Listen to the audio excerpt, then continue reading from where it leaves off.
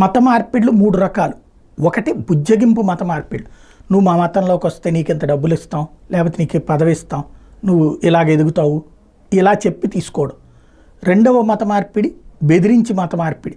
నీ అనారోగ్యం పోవాలంటే మా దేవుడి దగ్గరికి రావాలి, లేదంటే కనుక నువ్వు నాశనం అయిపోతావు, నీ కుటుంబం నాశనం అయిపోతుంది అని బెదిరించి మత మార్పిడి చేయడం. మూడవది వచ్చేటప్పటికి ఏదైతే ఈ దొంగ వివాహాల ద్వారా లేదా డబ్బులు ఇచ్చి ఇట్లాంటి మత మార్పిడి చేసుకోవడం. ఇది మత మార్పిళ్లలో ప్రస్తుతం జరుగుతున్నటువంటి వ్యవహారాలు.